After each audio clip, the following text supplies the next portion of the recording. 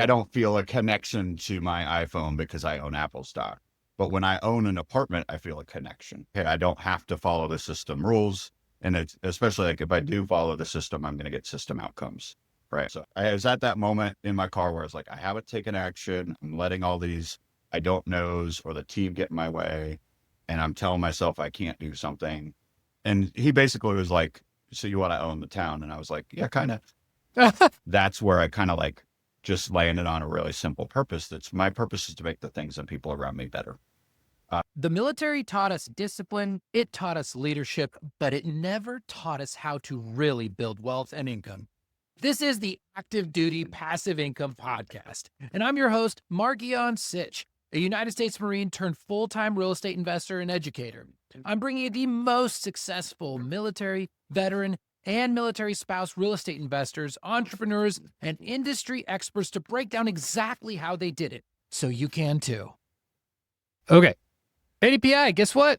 Yet another hero episode. And if you've been listening lately, you've probably noticed that we've been bringing on some of our, I don't even want to call it students because you guys have outshined everything I've done and it's incredible. But we're bringing on what we lovingly call our heroes, right? Those that are coming back to pay it forward and teach future generations of military entrepreneurs and real estate investors. So I'm just excited to get to your story. I want to know what made Mike Mike. And so welcome aboard, y'all. If you're listening, like you're in for a treat. We're going to talk about really somebody's journey, right? So if you're looking to resonate or you're looking to see if this is for you, I think one of the best things you can do is listen to another person's journey and see how they did what they did. So welcome aboard. Please kind of like do your own little introduction. Give us a 30-second snapshot. And we're going to dive right into your story, man. Thank you for coming. That was a very gracious introduction. I appreciate that. Thanks. Absolutely. Long-time listener, first-time caller. It's tough to be here. No, so my background, I grew up in Anchorage, Alaska. Went to college. That's the thing that you're supposed to do if you read the rule book of American society. So I went off to college, wasn't really sure how to pay for it. So I was like, my brother had done the ROTC route and gotten a full scholarship. So I was like, well, why not do that too? So I did Army ROTC through college, commissioned as a quartermaster officer in the Army, which then becomes a logistics officer.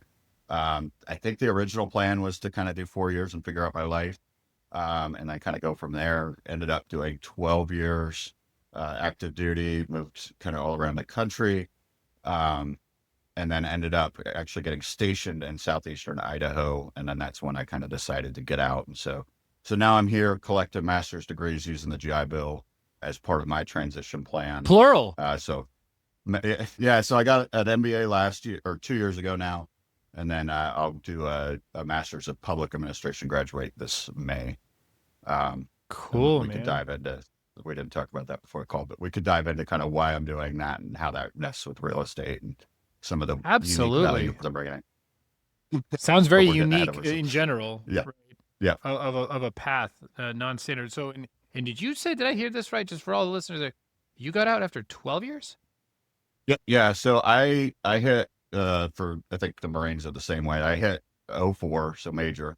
And I was in a ROTC assignment. We'll talk about this a little bit. My boss was 4 hours away. I was the senior military officer for about 200 square miles. So you want to talk about autonomy. Like I had it and it was glorious. Getting to teach and impact students' lives. It was amazing.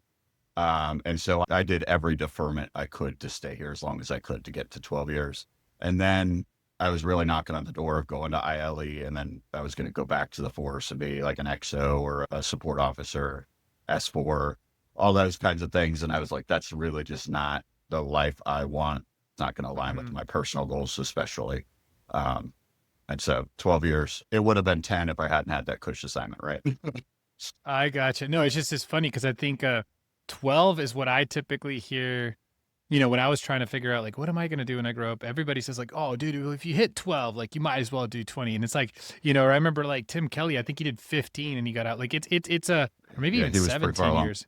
Yeah. Yeah. And so it's like this, I don't know. I did 8.5 active and another 3 in the reserve. So like, I guess, I don't know. The reserve math always confused me, but like Yeah. I guess a part of my like, undercover ulterior motive mission to ADPI and the podcast is like, you don't have to wait till 20 years to do what you want to do.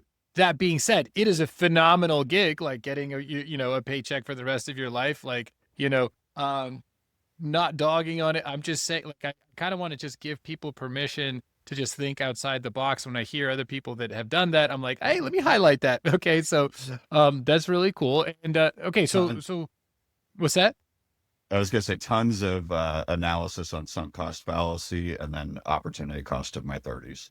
Like really, that was one of the two big things I ended up having to look at was like, just because I've done 12 years doesn't mean that's going to continue to be the right decision for me in the future. And like really just weighing that as a sunk cost and just moving on. And then really the opportunity costs of my 30s. Like I don't get those back. And then, Dude, can you explain sunk so cost of somebody? yeah, We're about to get let's into your use story, a but that's a huge. I learned about that when I was in high school. There was one economics professor. I don't remember anything from that class. He gave us the answers to the tests. I was like, this is absolute a waste of everybody's time. But there's one thing he gave me, like some analogy for sunk cost. I can't even remember it. And I was like, oh my God. Like it became like a tenet of how I make life decisions. yeah, So tell me, how do you think of sunk cost? let's use a real estate analogy since I guess this is Okay. a real estate kind of a real Yeah, estate yeah, podcast, yeah. right? Come on, Sure. at least we talk about it a little Business, bit here and there. military, real estate. Uh, so like due diligence is one I classically think of, right? And especially in the multifamily world, we're talking pretty significant earnest money checks. You spend a lot of money on lawyers and your inspections and all that. Well, sunk cost basically says that all of those things leading up to close are already committed funds, right? And when we make a decision to continue forward and actually close on the property, we need to look as if those costs are fully lost and only look towards the future. So if it's a deal that's going to lose us money and we already have 50 grand into it, we should still leave that deal, even though we're going to lose 50 grand because it's going to continue to lose money. Right. Yeah, And if so it's a it's bad looking deal, at it's a bad only, deal. yeah, looking at only the future and not looking at the past because just because you've lost money in the past doesn't mean you should keep doing the thing. Right. And so Dude, does that kind but of make that's, sense?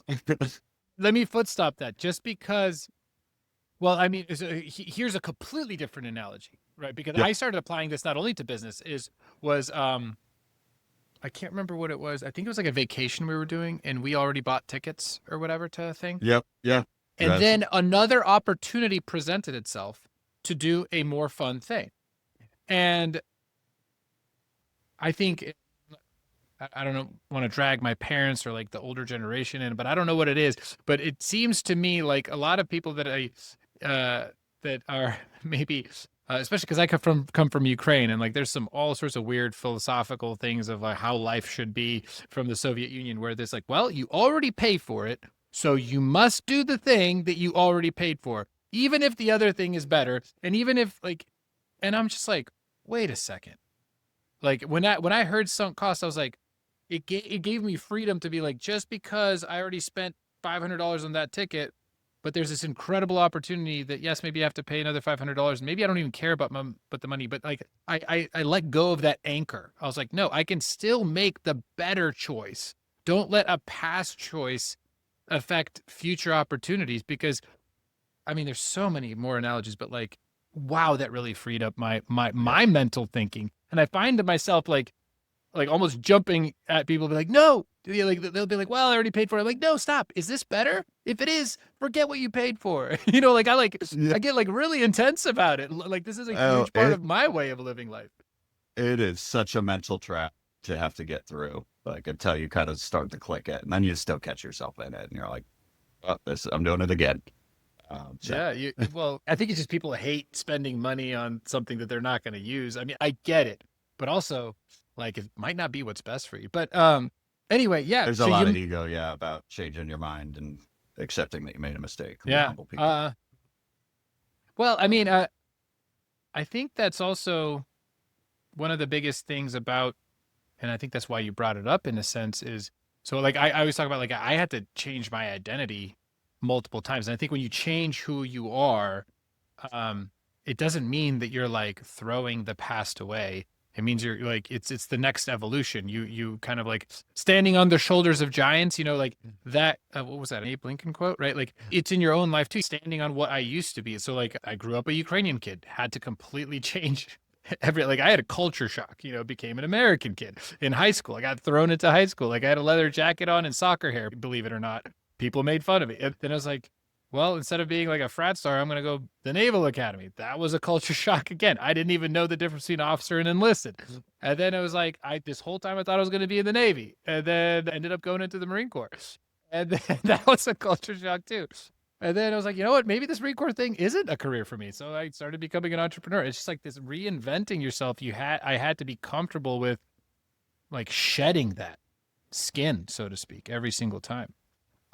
So maybe that's a good segue into your story. Like, was there a shedding moment where you're like, I think, I don't know, the past two heroes both described like these burning the boats moments where they just went all in because they knew that would force them to actually commit to a plan, even if it was risky, right? Was there a moment where you like something clicked?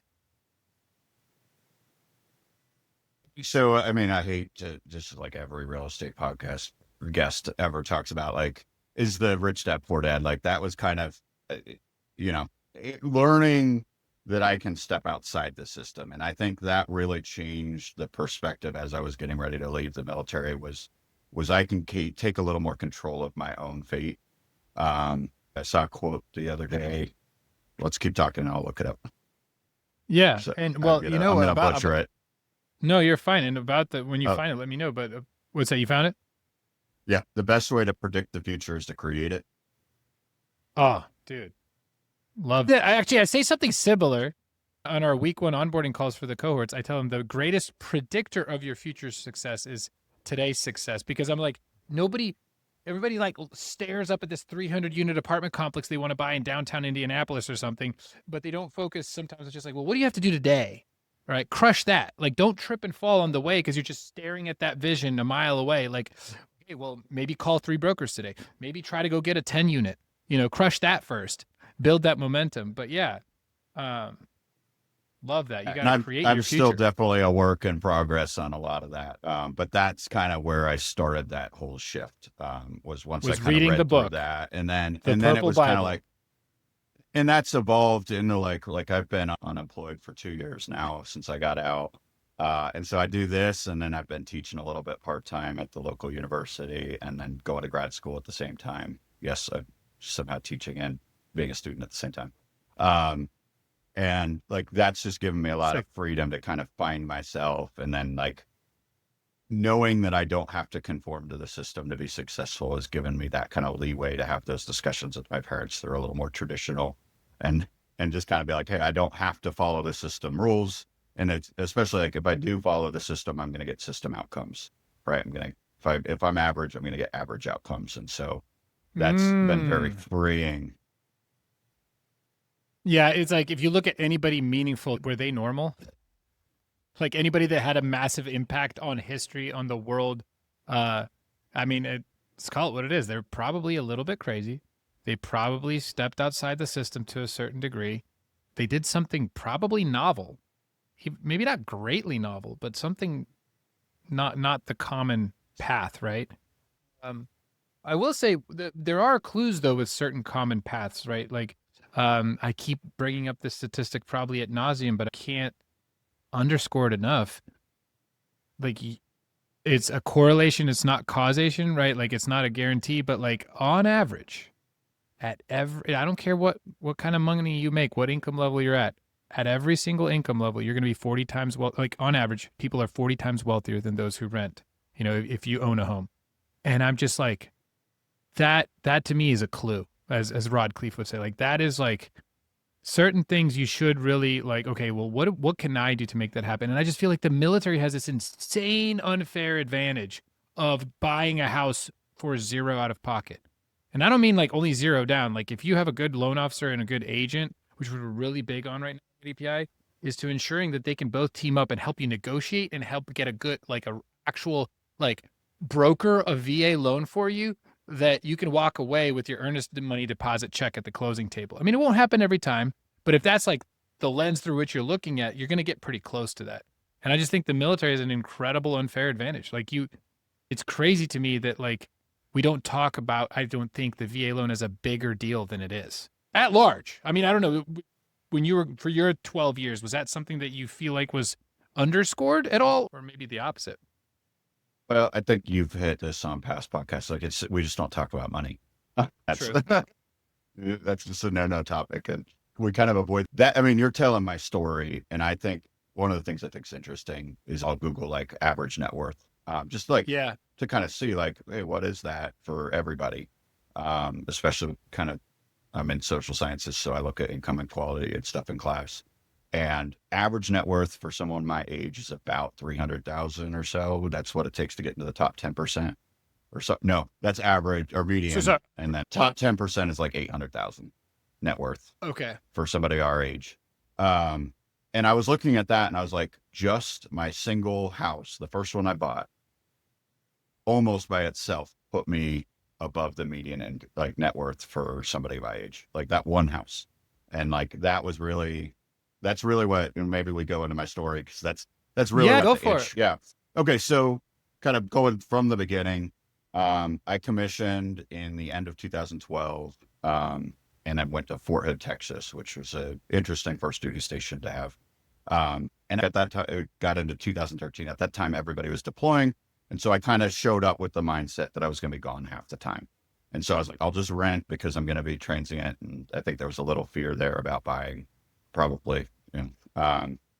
And so I didn't buy. And I ended up staying there for 4 years and I deployed once, like right at the very end. And I remember like my friend had bought a house for foreclosure at like 90,000. Central Texas was like stupid affordable at the time. And I kind of did the quick math and I was like, if I had paid everything I'd paid in rent, I would have been able to pay off a house in my time there. And so that, Isn't that like gut wrenching? You're like, damn it. so you're like, that was definitely like an oops moment. And like, I didn't know anything. I just had some like basic financial foundations to like sort of like have that quick conversation in my head. So I went, off the captain's career course. That was only there for 6 months. So I kind of was like, I'll just rent and be fine. But I was like, I'm not going to make that mistake anymore. And so when I moved to Fort Bragg, and this is a lesson on what not to do, but that real estate's also forgiving. 2018, my market research was that I had some buddies there that told me it was a cool town and I should buy a house there. And that's all I did. Right. I ended up buying a house in Southern Pines, just outside the backside of Fort Bragg. I assumed next to an Army base would be safe. For those that don't know Fort Bragg, that's the golf community area. It's right next to Pinehurst where the U.S. Open comes. And so that's typically where the operators and the officers live. Little more expensive. And that house, yeah, you're right about great loan officers. I ended up getting paid at the closing table, zero money down. Fast forward like 5 years later, I'm leaving. I put that thing up for rent. I'm cash flowing like crazy because the housing prices almost doubled while I was there. Dang, dude. Yeah. And so like I didn't know what I was doing, but just having lived there long enough, I got the grace of the market to make up for that. And so, by the time I was done, I was cash flowing about 500 after everything else. And then I moved out. I've had renters paying my mortgage for the last couple of years. That was fantastic. And I just kind of like landed on that. Hadn't really even thought about real estate investing as a thing. So then I got out to Idaho. I decided to rent out here because it was like 21. And if you know anything about Idaho, 2020 to 21, Idaho exploded. So it was not an affordable market to get into. And I didn't really know the town. So I did a little more market research, learned a little more about the town. After a year, I got tired of having somebody else decide how much money I had to pay for rent. Does that make sense? So I ended that lease and then bought a house. I decided to do a live-in flip because that was the only way to make it work. I ended up buying about Eric a month. style. I ended up buying about a month off of peak for Idaho housing. So I just missed the most expensive opportunities. And then I poured about 50 grand in working on this house. Around that same time, as a assistant professor of military science at Idaho State, my boss was out in Boise. And so that's about 3.5 hours away from us. And so he would have to come out to do site visits. And one day he was, if you've been to Idaho, that's the boring part of Idaho. It's just like driving through high desert. It's a horribly boring drive. So he would listen to podcasts on his way across to do a visit. And one day he just slipped into conversation. It's like, hey man, I'm listening to this podcast. It's called ADPI. He's like, you should check it out. And I was like, okay. And so I wrote it down and just kind of gave it no thought. I think I was driving down to Salt Lake or something like a couple weeks later, and I just put it on. And that was kind of where the education, I had started to educate myself just in life, but that's really where the focus to real estate came. It was just that offhanded comment that he made. Talk to him cool. later. I'm like, do you have any idea like what that little comment made? Like, do you even remember that? And he was like, no. It's funny that he doesn't remember that. And meanwhile, you're like, Yeah. dude, that was like a big deal for me. Right. And since, I love the lesson from that, like we could change each other's lives without even knowing it, like just by being there and trying to add value everywhere we go. So that's kind of where I got into the real estate. So then I did this. This house is going to actually end up doing all right, even though I bought it at the worst time just because of the value add proposition I have. And then about a year later, I started listening to podcasts. I got a little more familiar with the commercial real estate stuff. And as much as I loved flipping this house, I didn't see that as scalable. Right. And so then that's when I kind of started to look at, if I want to increase my impact, which is a big part of who I am, then I need to do bigger scale. And so I'm in a small town. You do 30-unit apartment renovation. That's noticeable across the whole community. Like that's talked about in a town this size. And so I was like, that's really the direction to go. And I had thought that I needed to be accredited and all of that to get into commercial. And I had the onboarding calls and I was like, oh, I just need to know what I'm doing. And that was kind of an eye opener. And then I kind of pivoted over and did the cohort and went through the MMA, and that was the end of 23. Okay. So you bought one house, started renting that out, $500 a month cash flow after living in a house. Like that's a dream. That's a great deal, right? Obviously, like you said, timing the market, but fortune favors the bold, right? Like you actually bought a house. A lot of people would have just rented. So, you keep trying to hit that ball, you're going to hit it eventually. And then you start wanting to make a bigger impact. And let me actually rewind. You said something that like, it's just kind of in passing. You have your renters paying off your home. We're about to get into the commercial stuff, but like that to me, I don't know if I'm ever explaining it right. I started calling it a reverse savings account, but I don't know that people understand how impactful that is. And it really kind of like blew my mind when I realized, oh, that's what, like when you get to a certain point where like a lot of the like ultra wealthy, right? They don't buy real estate for necessarily the cash flow. Like they're okay with like, which is weird. When you get into real estate, that is the focus, right? That's the economic engine. You focus on that. But later on, they focus on just two things: appreciation and principal pay down. All they want is, it's like this diverging equity growth, right? Like you like it's growing in value, but then also somebody's paying off essentially a savings account for you, right? It actually has, that is what equity is. It has that value and somebody's giving it to you every single month, a little more, a little more, a little more. So you're growing your wealth in your sleep in two different directions. That equity is growing in two different directions, right? Like imagine a number line. It's just growing like this, right? Not just on one side. And that to me, I mean, yes, the tax benefits are great. Yes, the cash flow is great. Yes, all the things. But when you have a handful of these and there's other people putting money into, basically contributing to your retirement, right? They're like paying into a TSP on your behalf, essentially. That to me is like, oh, that's the grail right there. That's the beauty of this. And it's secure because everybody will always need a place to live. Yes, there's the risks and all that kind of stuff. And then now you're talking about commercial, right? It's like, okay, now it's happening at scale. I remember we refinanced one of my properties and like pulled almost $1 million out. It was like $800,000 tax free. And it was like, I think almost 200 grand of that was just our tenants paying off the loan. I'm like, what? Mind boggling. So anyway, I just couldn't help but bring that up.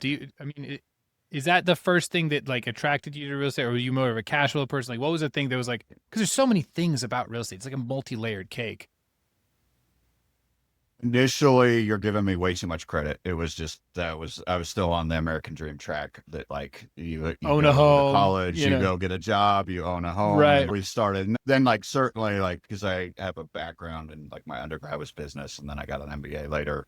Like I know how to work some numbers, and so I started to see that when I went to rent. It was like, oh, like that $500 cash flow, it's got a great rate on it because I refinanced in 2020. Um, that's about half of what I make a month. I'm making about 500 more in equity pay down. And so you're like, all right, like basically I'm growing my net worth, but I think of it as a forced savings account. It's money I can't touch today, but it's money that's going to be there in the future. And so you don't really have a choice. It's got to go into savings and it's going to sit there and continue to grow. And like, And that's probably the unsung benefit of real estate is that it is forced to a certain degree because it's not like the stock market, or it's not like a savings account where you can just liquidate and buy something like impulse buy, like, oh, look at that new Pokemon card or whatever. Right? Like, I'm just kidding, but like you can't do that. Real estate is a slow moving thing. You want to sell a house, you got to go talk to a real estate agent. You got to, maybe put it on the market. You're going to get offers coming in. You go back and forth. Like it takes maybe 60, 90 days to sell a house. And so you really have to sit down, it's a big life decision to sell it. It's not just I tap something on my phone and I make an impulse bad decision and I'm like, oh, I shouldn't have sold that, that Bitcoin or whatever.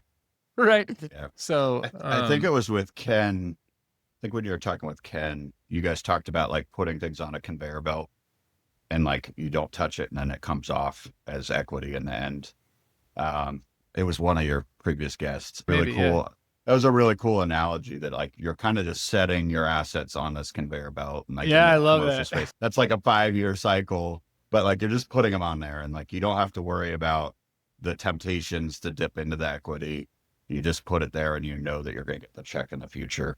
And that like Love that that. to me is like because I'm not maybe the most disciplined, so it's about putting parameters around, Same.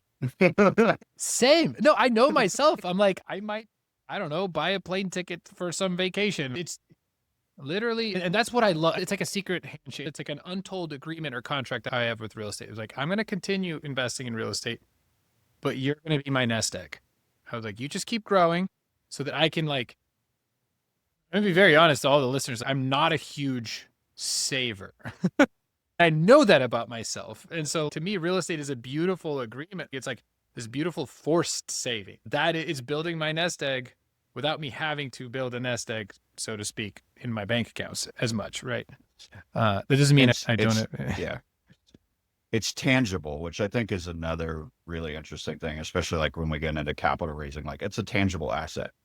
And I think, I will make the joke, like you're not going to like feel like you own a part of this because you have Apple stock, right? I'm showing my phone, right? Yeah. I don't feel a connection to my iPhone because I own Apple stock. But when I own an apartment, I feel a connection. I probably have a greater ownership share as a syndication, but like you have a connection to that in a different way because it's a tangible thing. It's not a number on a screen. And I think that helps me a lot to seeing tangible. Like this thing actually exists and it's growing in value. And like, then you add the impacting tenants' lives and all that too. It just makes it much more rewarding to put my money into that and then just like letting it do its thing. Stocks in a very virtual numbers on screen. Yeah. Stocks right. are just very numbers virtual. on the screen. I keep cutting you off. No, you're good. But it's you're talking about stocks on the screen. We're like, our lives are so much in the screen now, right? It's like everything's remote, everything's virtual. Trust is massively degraded as a result. But here you have this like this building built out of bricks potentially and houses dozens of families. Like, that's a real thing. They need a place to live. It exists on this earth. It's not some AI chatbot or crypto somewhere in the cloud, right? It is a real thing. And I don't care what happens with our currency. Maybe they'll pay me in Bitcoin someday, but rent's going to be due between the 1st and the 5th. You know what I mean? I don't care. You can pay me in any currency you want in the future. To me, real estate is a currency, right? If you think about it. Anyways, I'm not going to get into that. So, okay, back to your story. So what was the commercial flip? Like what got you into that? Like ultimately, what was the first deal, or how do you want to describe that situation? Okay. Yeah. So there's some lessons to be learned here. So we'll share those. For sure. Graduated the, yeah, right. Graduated the cohort at the end of 23. And then, Okay. you guys dropped me off into 24, right? And 24 wasn't a great year for like learning commercial real estate. A little bit tight on some of the margins there. Really high buyer expectations, a lot of issues with mortgage rates and things like that that just made it a very low Terrible year. transaction year. Terrible Yeah, year. the low transaction year. We're not so like that was part of it, but part of it was, we left the cohort and we'd done a spin-off accountability group. And so like we had the core team kind of meeting, and we did what basically I think every student does is we all looked in our own backyards and we're like started looking for deals. And that's a great starting point. And so we had a guy outside of Indianapolis that was like, hey, like this is a great metro. And then we had a guy in Virginia. There's some good stuff in Virginia. Guy in California, we ignored him. Uh, and then, I'm in Idaho. And I had been really quiet about Idaho because it's a small town. There's not a lot of transactions where I'm at. Um, and so we kind of were just floating all over the place. And we looked at a few things here and there, but I don't get excited about the Midwest. I fully understand why people invest there. It's a great market, really good fundamentals. It's just not where I would ever want to live. And so I find it hard to get passionate about living there or like buying properties there. Right. And that was something I started to learn was that I needed to be passionate about the project as a Right. capital raiser and as a deal lead to get through those tough days and to like actually invest in that. And just a quick plug for capital raising, like passion brings people. And so if you're passionate about your project, people will just sign up to commit to your deal to help invest with you. It is Um, almost that magical, isn't it? It's kind it, of weird. Like they yeah, sense the conviction in your mhm. tone, in your demeanor. If you're passionate, I feel you.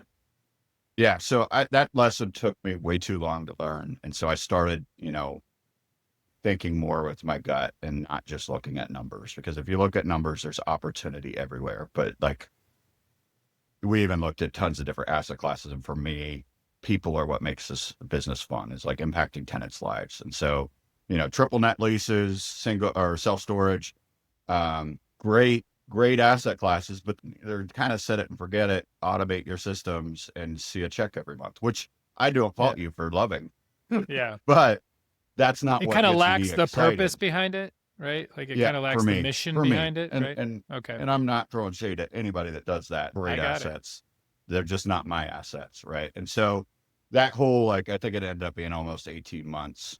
Was really some misguided adventures that finally found me passion in an asset class, and then more importantly, like in a market. And so I've really settled on kind of I don't Salt Lake's really competitive. It's about 2.5 hours from me, but I like the north of Salt Lake up to where I live, Pocatello, along the I-15 corridor, right? Just massive growth. Geography tells us where the path of progress is going to be because you can't build on top of a mountain.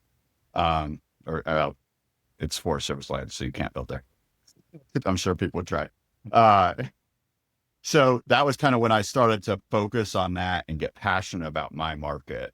And that's where I integrated in. Like, I love skiing, I love mountain biking, like I love the outdoors. And Right. so for Yeah, me, man. that's why I love this space is because my tenants are also people that love those things. And so I can get really excited about living in the Intermountain West because I live here and I do all the things that make me, enjoy this place. And so I'm really passionate about growing the communities here because it's my people, right? And you put I me in, gotcha. yeah. Yeah. So Is that where you guys had invested, like your team, your first deal, or where'd you yeah, guys? so first deal. So I think it was well, we called it ADPI Con now, the military recon in Denver 2 years ago. Um, I love conferences. One of the things I love the most is the drive home from conferences. Is like just that, like putting it all together. And I think for that one, I had flown out of Salt Lake, so I had like a 2.5 hour drive after the. No, well, anyway, so I'm driving home from the airport, and I'm just kind of like thinking about action. We talked a lot about didn't say it, who not how, like the team. Like you don't need to be great at everything. You need to have a team that's great at everything. And I had been like kind of holding myself back because there were things I didn't know still that weren't inside of my space. But I was just like, well, I don't know asset management, so like I'm not ready to do this. But it's like I have a guy that does that now, right? And so it was like kind of liberating to have that little moment where it was like, this is a team effort. I just need to be good at what I need to do. Um, so I had that, and then I kind of was just like, it's been over a year, and I haven't moved forward tangibly yet. In hindsight, I grew a ton and learned and met a ton of people that made it way easier once I started actually tangibly moving forward. Um, Sometimes it's It's hard kind of to like a see the building. progress. Yeah. Yeah, it's like you don't see the building until it pops up over the surface because meanwhile you're like building the foundation, Yeah. it's all under the Yeah. ground, and all of a sudden you're like, oh, like a year later you start seeing the. Yeah, I hear you. Yeah. Absolutely. Right. And so I left that and I had talked with somebody that's local. And he had offered he was like, hey, I'm always looking for people to help raise money for my deals. And I was like, and at the time I was like, I'm not a capital raiser. Um, like I'm a natural introvert. So like, it's like, that's not my thing. I don't want to do that. And I just kind of, well, actually, Anthony Peters, he's one of the heroes now too. We had a conversation at ADPI Con, and he was like, hey, I think you'd be really good at capital raising. I think he was selfishly looking because he was looking for capital raisers too. But like he had said that to me. Another one of those like weird offhanded things. I haven't talked to him, but I bet he doesn't remember saying that too.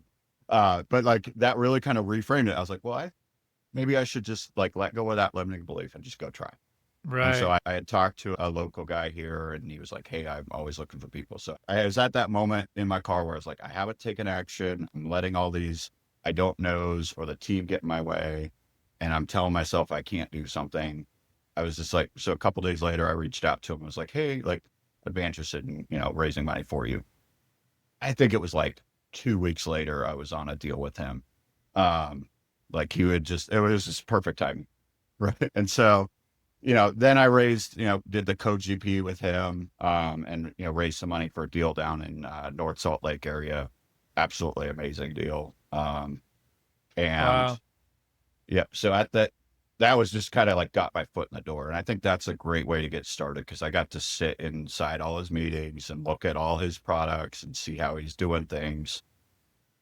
And then kind of at the same time, we started talking with this broker for a little 7-unit where I live. Oh I still yeah. hadn't found, yeah, I still hadn't found like that, that concept of like, once you're focused, like other people will join you. If you're really clear on what you want. And so I still wasn't in that for my market. But we saw it. I brought it to the team. I was like, hey, this looks like it's got something. It's overpriced, but like, let's just get a rep. And that was like literally our conversation was like, we're just going to do this and get a rep going through to the LOI. Like we'll probably learn something new, probably won't close. That's fine.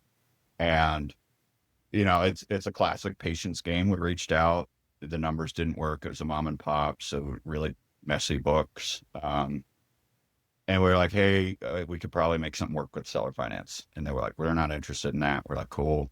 Good luck. Hopefully you find a buyer. 3 weeks later, broker reaches out and he's like, hey, seller finance is on the table. What would your offer be?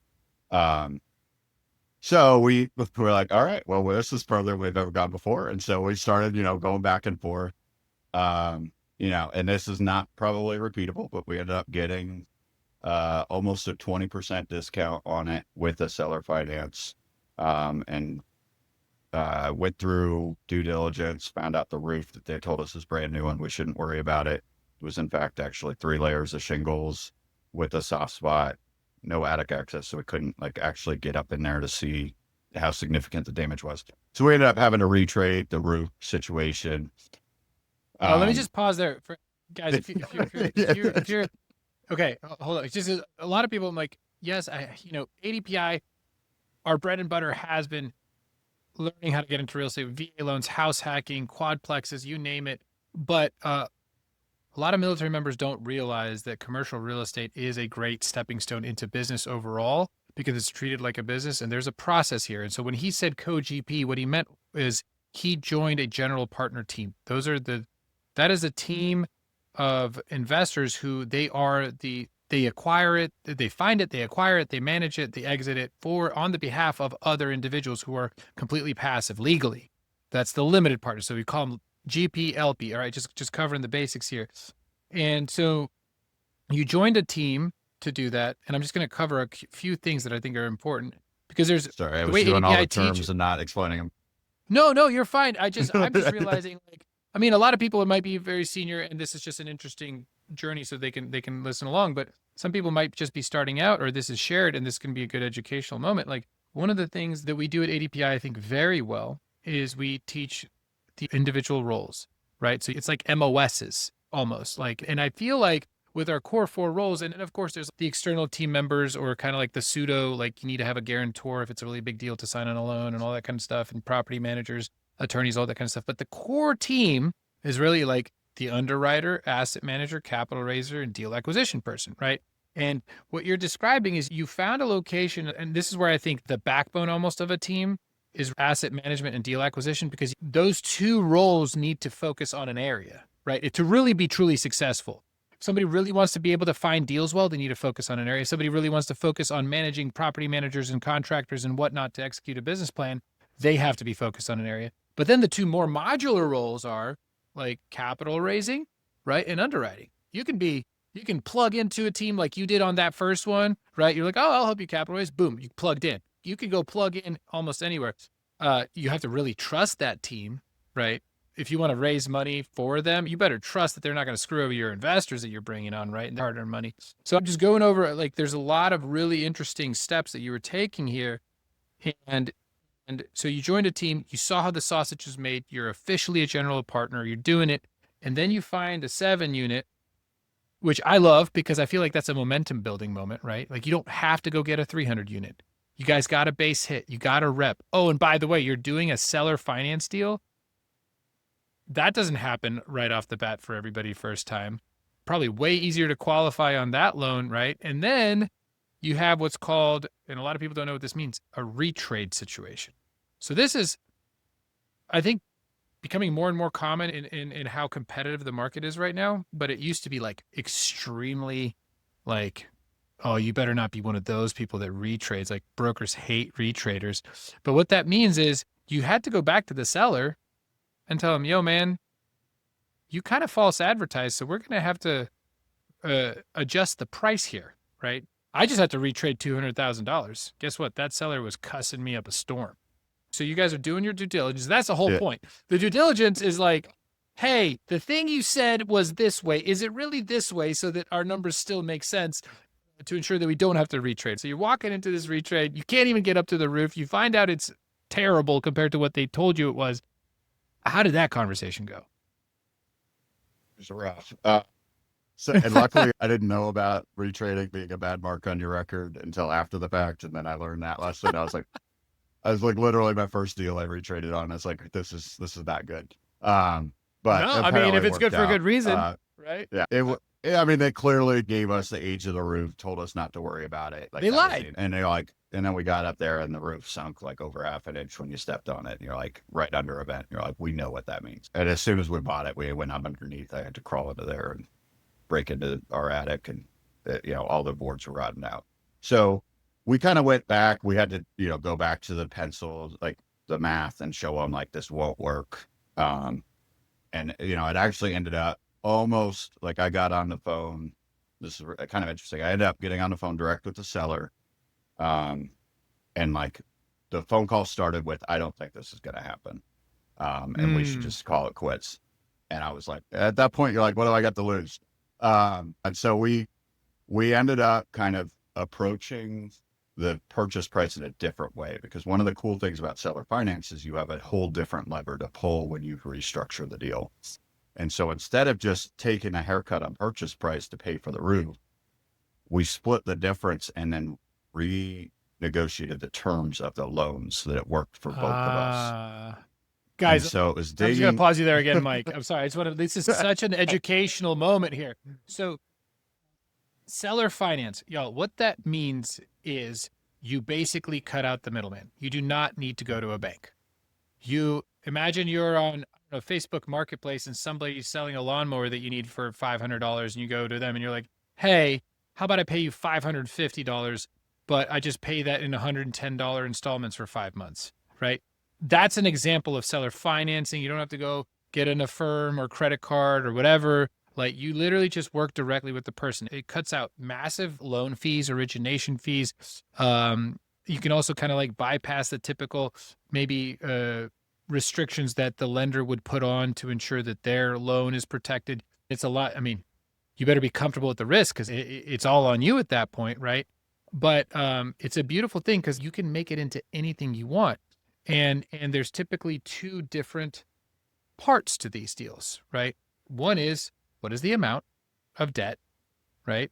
And the other part is how do you pay that debt off, right? There's an interest rate, there's a term, there's how long you have. And so what Mike is saying is they knew that the seller probably wouldn't be amenable to just like taking a haircut on that price, right? Which inevitably affected the debt. But maybe they'd be amenable to how they paid it back, which would still make your numbers work, right, Mike? But basically, it was probably more palpable for the seller. Is that right? Yep. Yeah. And yeah. So we really dug into like, he was a retiring guy. This was, I think, his last asset that he was offloading before he retired. So we kind of took that and we were like, well, you want passive income. Like that's the goal here. Right. And so we lined that up to make sure he was getting paid everything he was going to get paid if he continued to own it. Cause that was kind of his thing was it's like, well, I can just raise the rents myself and like I can force value and yeah, but you have to work and take the risk. You're like, we'll just pay you the exact same every month. So we ended up increasing the interest rate by a half point. And then he actually kind of just out of nowhere, like he had heard that we were a little nervous about, it was a 3-year interest only originally. And we were kind of worried. This was in 25. So we're a little worried about what was going on with Trump taking office and what 3 years from now looked like if we were going to refinance or exit. And so we're just like, hey, that's a little scary, just not knowing what direction the market's going. It's either going to be amazing for us or kind of not great. It's a wild card. Yeah, because that was like right in the inflation time and all of that. And so it's just like, hey, we're a little nervous that we can't predict 3 years from now. So he's like, well, what if we do 5 years? And you're like, sweet. So it ended up being a 5-year interest only, and we're just paying a little bit more on the interest rate. Yeah, it not Beautiful, repeatable, man. probably. Actually, I think that it's now more repeatable, and explain why. But first, let me touch on interest only. Guys, some of y'all probably know, but just in case, interest only is an incredible thing. As you know, when you're buying a thing and there's a loan, you have to pay off the dang loan itself, right? That's called the principal balance. You actually have to pay the thing down, right? If you ever want to own it. And then you have to pay the actual interest to the lender. In this case, the seller himself was the lender for letting you borrow the money, right? There's a fee for borrowing them. I know I'm breaking it down straight up Barney style, but some of the Marines are probably appreciating me right now. And so what they were able to negotiate was, hey, for 5 years, we do not want to pay down what we owe you. So let's say it's $1 million. They're like, we will continue to owe you $1 million for a full 5 years, right? But all we're going to do is we're going to pay you the interest rate. And so now maybe a third of the monthly payment was eliminated. So let's say if their monthly payments were $3,000, if it was like what's called an amortized loan, they have to do interest and principal. They got to just cut out the principal and only maybe pay roughly 2/3 of what that monthly cost would have been. And so now imagine, yes, you're not paying down that loan, which I talked about how incredible, principal pay down is like a reverse savings account. Yes. But in this situation, you're able to like supercharge the appreciation growth and the cash flow because now you have extra money to play with. You have more cushion in case something goes wrong. You guys are like getting cash flow for yourself and your investors faster. And just having that flexibility of that capital to reinvest it into the deal if you need to, and maybe even make the property better so that whatever you're losing on the principal pay down, now it appreciates faster at a faster rate, right? It's a phenomenal way. It gives you options. Principal pay down is great, but if you don't have to pay off principal, take that every single time. I swear, there's not a single instance I've come across where it would make sense to pay off principal on real estate if you don't have to. If you can avoid having to pay off principal, take that deal every time. Oh, yeah. And that really, because one of the things we looked at, especially in kind of today's volatile market, is like having different ways to exit the deal. And so that really opened the door to like, there's a possibility of infinite return refinance option. We'll kind of have to see what happens in the market, but we don't have a prepayment penalty. So we're just kind of watching rates. And like, if there's an option where our value add strategy builds enough equity that we can just go back to the bank and cash out, And just our buy him partners, out then and have it for free. Yeah, then we can see an infinite return, right? That's now on the table as a possible option, and right now our kind of primary option is, we're executing the value add strategy. I think rents were about 150 on average below market. And so, we're growing our rent basis and then, cleaning up the operations, cleaning up the books so it's financeable. But now we have like another option on the table, that there's a refinance exit as well, to kind of keep holding that property for longer. I love that. Love buying properties without multiple exits, because I don't know what will happen in 3 years, and real estate is a long game. And I think I heard somebody say like, you can sort of count on 2 out of the 5 years in a cycle being not great, but you're going to use the 3 years that are amazing to pay for the other 2 if you do it right. And so we just didn't want to have to worry about like, if we land in that bad cycle when we're trying to exit, like that we don't have another option. And so that was just kind of building in that flexibility and buying down some risk, that we have multiple options on our plate. That's a phenomenal strategy, is to think like, okay, so let's go back to like, is it repeatable? I'll take a chapter out of a wholesaler's book. They actually use past deals as massive leverage and chips that they use for the negotiation. They'll be like, yeah, I just did this deal over here. Here's the seller's number. They loved it. Because if it's non-conventional to somebody, like, we did what? How did you buy that? What is this going? You know what I mean? Especially when they have to go through a real estate agent, you have to educate the real estate agent who might not know how wholesaling is a whole different ballgame. But like, Yep. I saw this guy, God, I can't remember it, but he was masterful at it. He was just this young dude. He always had references. He'd be like, yeah, I just did this deal in the neighboring neighborhood. And the adjacent neighborhood, I did this deal. I have all their numbers. If you want to talk to them, they'll tell you I'm reputable. I have a track record. Here's a schedule of real estate owed. And they were just like, oh, okay, so this is a real thing. So what I'm saying is, you have this on your, like, this is one of the coolest things ever. You have a seller finance deal where you did right by somebody. They're happy. You have that on your resume. They are now a reference for you. So you probably actually have a lot more leverage than you think to make this happen again. Does that make sense? Oh, yeah. So what happened next was kind of crazy. So we closed on that. We watched the lessons. Everybody kind of says on the first deal, like, get that thing stabilized before you start chasing the next one. And so I, found another deal that was like, had been on the market for a while, gave me some of the, just looking at the initial numbers, we have a lot of mom and pops that have owned here for a long time and they're starting to exit. And so it's kind of one of those. And so I reached out to this broker out in Boise, and small world. So I'm talking to him and I'm like, hey, I did the whole, like, I invest out of state because I had that co-GP in Utah. I'm really looking to focus on this market. We just acquired a property here. And he was like, oh, which one? And I was like, this one. And he was like, who was the broker on that? I was like, what was Matt? And he was like, oh, no way. He's like, I'm playing golf with Matt later today. Real estate's multifamily's a small world, dude. And that door just flew open. I ended up, walking through that property. Sellers weren't ready to do a seller finance on that. They're not distressed. So they actually end up taking it off market, and they're going to try again later this year, see what rates do. Dude, with that, be there, like be there knocking. Having closed the deal, now I'm getting all of his off markets. And so he's just feeding me all the off market stuff. He's asking for my opinions on stuff, even stuff I've told him, like, we're not interested in. He's like, well, just give me an opinion so I can go back to the seller, right? So now we have this mutually beneficial relationship.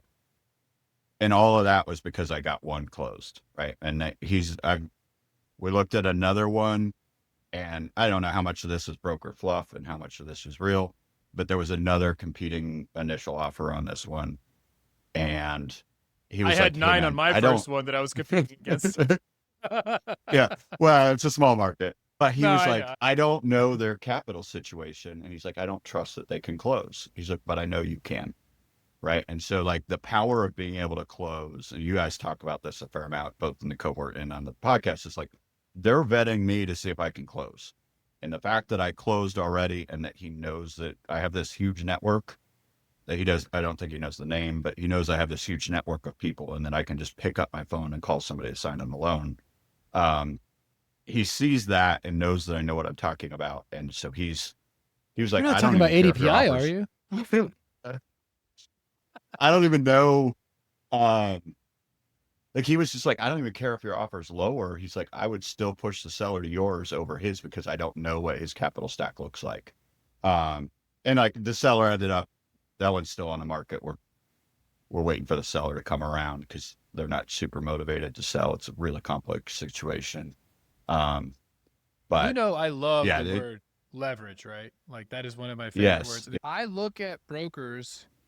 I mean, back to like, hey, actually, I was talking to Seneca about this. Like, if you like selfishly, I love helping the team grow in whatever I can help them with because I know if they become better, like that's going to lift my ship, right? That their tide is going to lift my ship. And so I also am a big believer that managing people and outcomes, the best way to do that is through like financial incentive, period.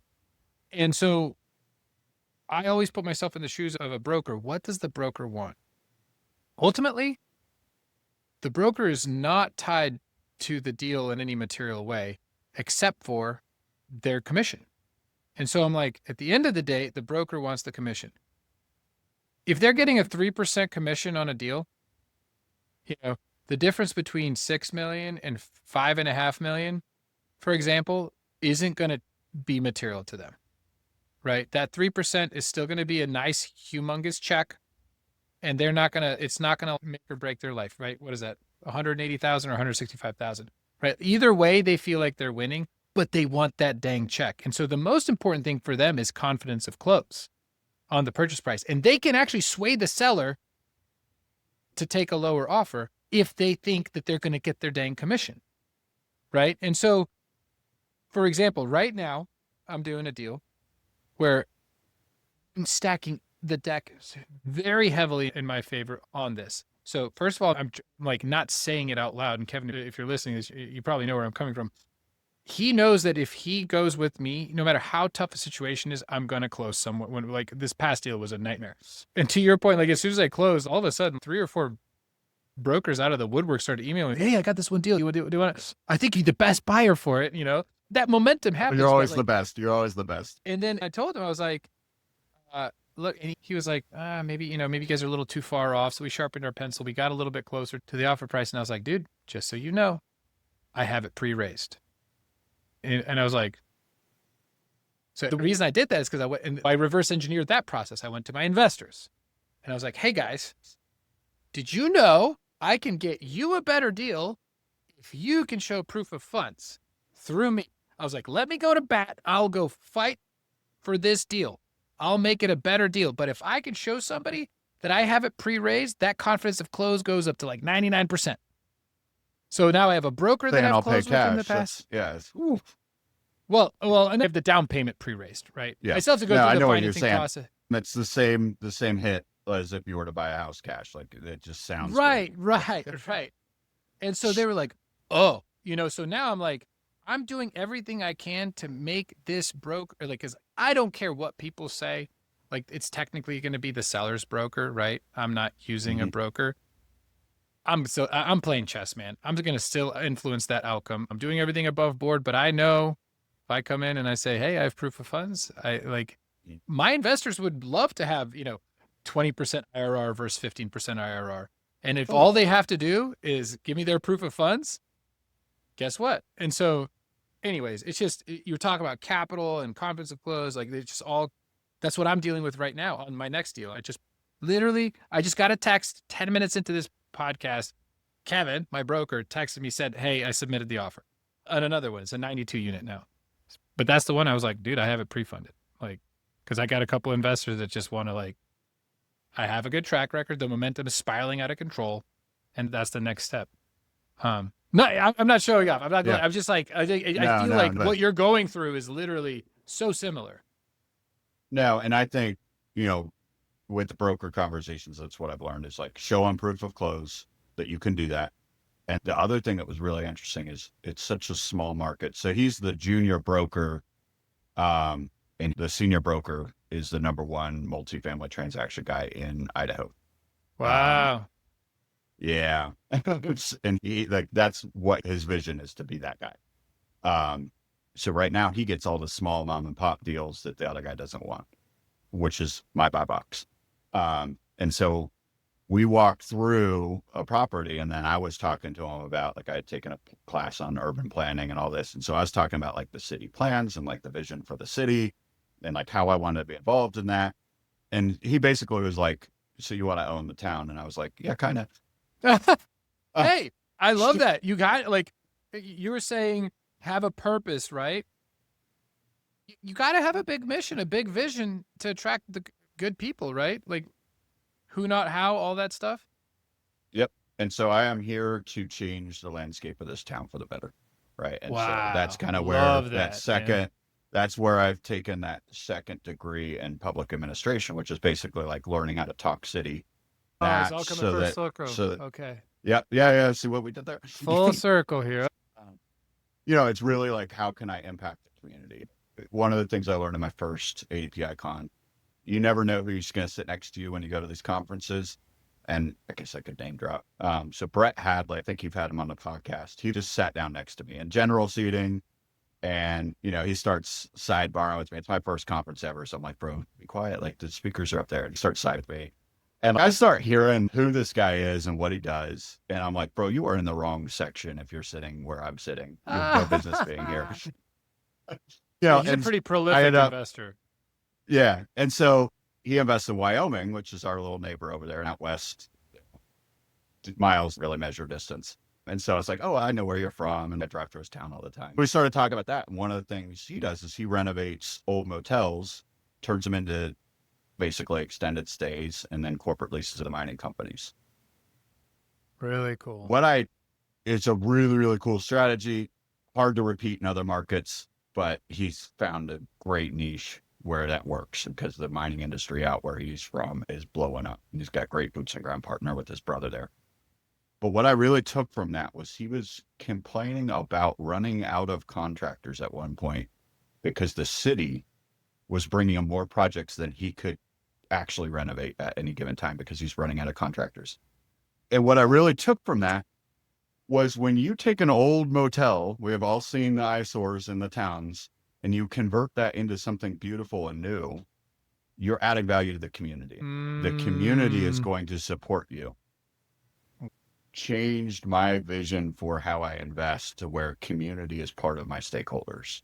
If I can support the community's growth patterns and what they're looking for while taking care of my tenants, then my investors are, I don't even have to worry about them. I know that they're going to make money. So I really look at community first. And so going back, I don't know if you want to jump in on that, but it's me go back to the broker, kind of how I took that vision to the broker. Okay. Yeah. So we're Go talking for it. with the Yeah, broker, yeah. and I love that. I'm like painting a whole picture of what the city plans are saying for this town, like what areas I like and why I like them, and like how the value add strategy works to support the community. And what he's hearing is, I've got a guy that's going to continue to close in this market and just take every deal I give him. Right. And so, like, we were on the phone a couple weeks ago, just doing a follow up on a deal that, you know, we're not really interested in because it's too tight. Like, there's no value add strategies. Anyway. And like, it's just kind of like, hey, you're going to own the town and I'm going to help you get there. And Dude, there's that yes. symbiotic relationship where he's like, at this point, we're like, hey, we're just going to grow together. And it's one of those, like, he's been pretty transparent about his goals. They're lofty too. And so, like, we've really found a great relationship in that, to where I know that every deal he has in this town, he's going to send me. Dude, it's so crazy because I've literally had that same conversation with my broker, except for, you know, Anderson is probably a bigger town. I don't know, but there's this eastern For sure. side of it where there's a north-south street road. It's like a main road. It's like the main strip. The Lowe's, the McDonald's, the Walmarts are all there, right? Like everything's on this thing. A lot of my tenants, by the way, they walk to all this, like all Yep. those businesses, right? So, and that's kind of like where I want to get at least 3 or 4 on that road, and then expand a little bit, but still stay in the same, you know, 1 hour radius. And I told him straight up, like on this last deal, I was like, I want to acquire 12 over the next 5 years. Like that is the goal. So I already have 2. I have to do 2 a year now. I'm gonna have 12. Like I don't know why I chose 12. I had to pick a number in my head. I was like, I'm gonna get 12 C-class properties, maybe B-class. Somewhere up to 100 units ish is kind of the sweet spot. Just the economics of like I'm able to get a full-time maintenance guy, full-time on-site property manager, or at least like leasing assistant, and I can just scale from there. And I'm just like that's my razor sharp buy box.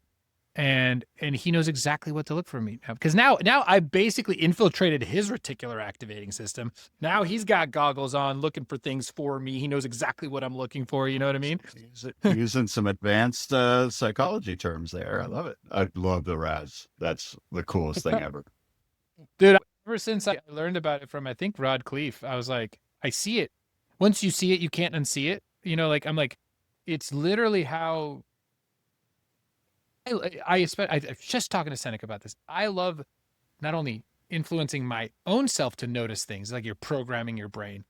I like influencing the team, and then having the team. It's like a pressure cooker of focus. It's like everybody's like, that's what people are. You're going to start seeing that red car everywhere if that's what you're looking for. You know what I mean?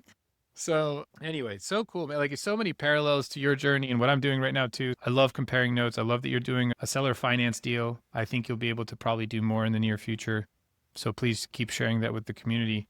We talked a little bit about purpose, but do you want to double down on that anymore? Because like you have some pretty solid people in your life, right? Yeah. So purpose is an interesting. I was talking to somebody the other day because we're designing a veterans transition kind of thing for the community. One of the arms is going to be entrepreneurship. And so I saw that as a great opportunity to impact my community and veterans as well, and kind of just grow what we're doing here. And, if I really want to change the community, I'm going to need some help. So why not go recruit some help? And, I was talking to her about that transition process and like finding your purpose in that. So she's like, well, can you like walk somebody through how to do that? And I was like, because I read like, I don't know how many books I read since I got out, but I've just been reading a ton, like every single day. I did the whole How Rod thing. So now I read every morning. You're like, it's probably like pieces from everything, but it's like, it's also just life. Right. And so for me to find my individual purpose, it started with teaching. Like the greatest thing the Army probably did. Well, one of the top 5 for the Army is they put me into an instructor's role. And I got to stand in front of a classroom and shape the future lieutenants of the Army. And I found that deeply meaningful and fulfilling to educate. And so I started to kind of pick up on that as I just reflected on who I am and what I enjoy, like what I find fulfilling. And so I picked up on helping and mentoring people is a huge part of me. And then I'm grateful to have done the house flip. That's where kind of the second half of my mission came in. I don't know if you've done a house flip, but I did it all myself. A live-in flip, kind of. Yeah. I didn't have to do much work because it was anyway. Anyway, if you do it all yourself, you have some very long days where you're just kind of alone with yourself thinking, because drywall and paint are not exciting tasks. And I remember kind of like having that, gap in the gain kind of moment where I was like looking at a room that was coming back to life. That was a deeply fulfilling moment for me to watch new life come into. This house was a 1944 build. Like we're talking about almost 100-year-old house, which for the West is very old. And watching that come back to life in a whole new way. And I was like, that's so fulfilling to see. That's where I kind of like just landed on a really simple purpose. That's my purpose is to make the things and people around me better. And so I do that through, at teaching, and then, really through real estate is where I get the things, where I want to see a community grow and become better. And like that to me was really huge. And when I think what's really interesting is now that I've landed on that, it's like every cohort that'll somehow come up, like my purpose. And every time I project that like community purpose, and that's what drives me, is like making the community better and improving tenants' lives, while also, doing the education stuff and all of that, somebody will reach out to me like every time, like without fail, somebody will hit me up in the DMs and circle and be like, hey, heard what you said. I think we're in values alignment. Love to hear what you're doing. Like And then we get on So a cool. call, right? And like that clarity just attracts, and those are the people I want to attract. At the hero status now, like I get tons of people reaching out, still love it. And there's still great conversations, but the ones that reach out that are connected to who I am and they feel that connection, like those are the best phone calls because we already have like deep down core inside of us, we have shared values. And those are just different conversations than the like, hey, I'm interested in multifamily. What do you have to say? Like, and so it's been really cool to attract like exactly who I'm looking for in addition to everybody else. Mm. Right. And so that's been like really cool to kind of have this freedom in my life to get to really explore who I am and what I'm here for. And then like now that I have that, I'm using that as a lever to attract the right people into my circle. I need to pull up a quote because what you're mentioning is essentially in by the way, if you gotta go, because I know we're kind of going over, No, let me know, but yeah. I'm good. So God, where was this? Actually, I know where it was. I have to look through all my AI bots, right? Um, so there's this guy named Caleb Ralston. I think I'm pronouncing it right. He was the basically creative director for, I don't know, like Alex Hormozy, Gary V, a lot of really big people. And he's a personal brand engineer, like just specialist, right? I mean, he released like a 6-hour masterclass on YouTube for free. Like, who does a 6-hour video on YouTube? But it is like soup to nuts, full production, massive value. And he talked about so there's the 4 steps, and I just like I think it's interesting because what's happening to you is like literally following along in what his 4 steps are. Is like you have to decide what your desired outcome is first, right? So you okay, clearly define like the specific result you want in your personal brand, right? You want premium clients, or do you want speaking gigs, or do you want to do commercial real estate in Idaho, whatever. Then what would you need to be known for to make that outcome inevitable? So like he's basically saying like there's no fluff to this. You actually have to do the things. So he's like identify the reputation or position that would naturally lead to that desired outcome. So what association or expertise must people have with you? Maybe you're the go-to expert to scaling gyms, or in this case, you're the go-to expert, like you want to own that town in Idaho, right? So what would you need to be known for to have that desired outcome? Well, you have to be known for as the guy who wants to buy the town. And then what actions must you take? So now it's step 3. What actions must you take to be recognized for that? Okay. Well, I guess you probably have to start buying some dang real estate, right? So outline the specific behaviors, the content types, or the activities you need to consistently do and earn the reputation, right? If I want to be known for owning a lot, like being a real estate mogul, I don't really like that word, but you know what I mean? And I want to revitalize this town. I don't want to just own it. I want to revamp it. I want to make it better. Then that means I actually have to do things. I can't just do lip service. And then reverse engineering that one step back. What skills or knowledge do you need to learn to execute on those actions? It's like, it's literally Marine Corps proof. Okay, well, what do you have to learn? So it all starts with that. Like, that's why ADPI is so passionate about education. It was like, you got to learn how this business works if you want to buy real estate, if you want to be known for revitalizing a community in whatever your mission is. And so now you did the thing, right? You literally did the actions. So now you're known for the guy in Idaho that wants to revitalize and own a town, and you're going towards that desired outcome. You've literally, your personal brand has become a magnet for you.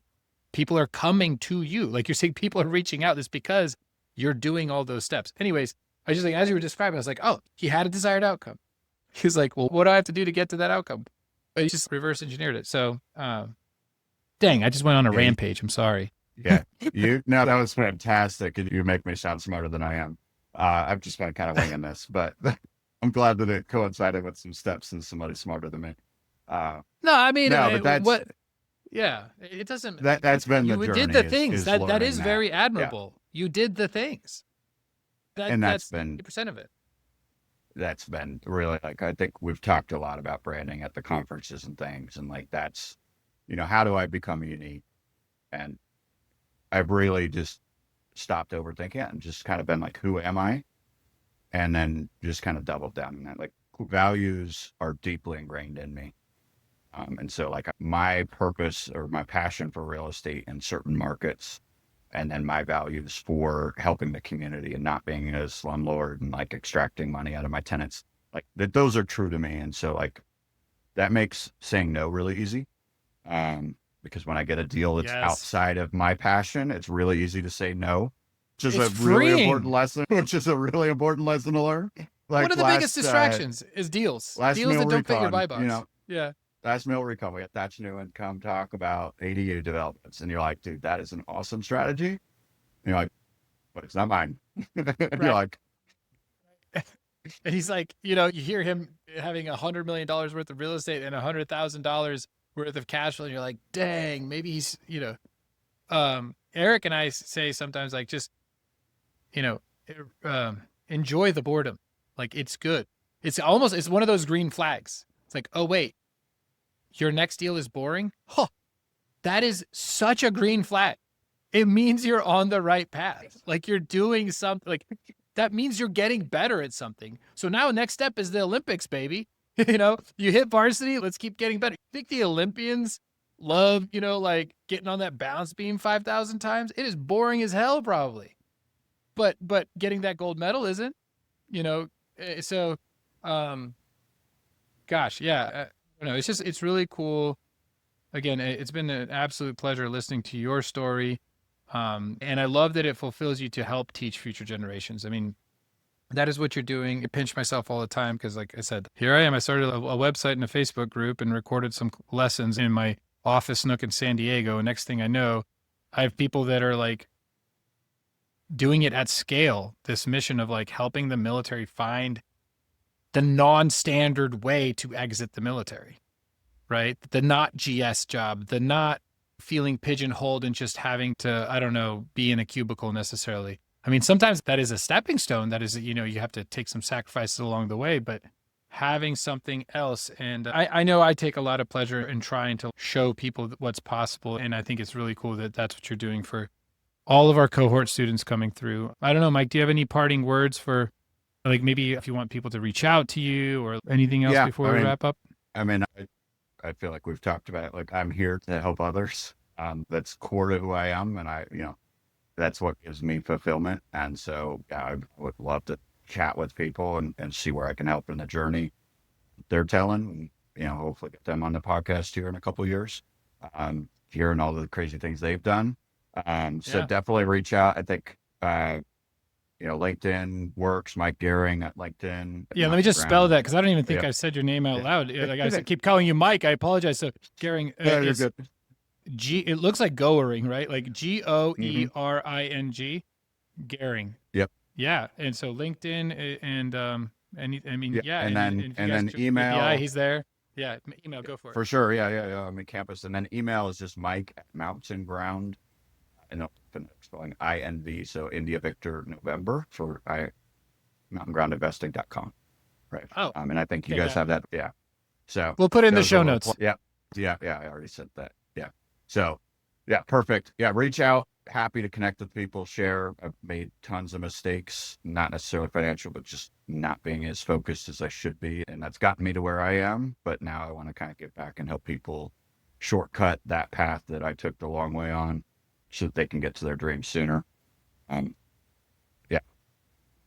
Hey, y'all. Thank you for tuning in. The new thing that I'm trying to remind myself to say is give us a little donation. You don't have to like or subscribe. Just share this with the world. If this was impactful to you, think about paying it forward. Share this episode on any social media, text, email that you can. Mike's story is incredibly inspiring. And if you have something that you think will help somebody, share it. So in this case, if this was impactful to you, please share it. Help contribute to the ADPI mission of impacting 3 million military families. Thank you so much, Mike, for being here. Thank you for being an ADPI hero and coach.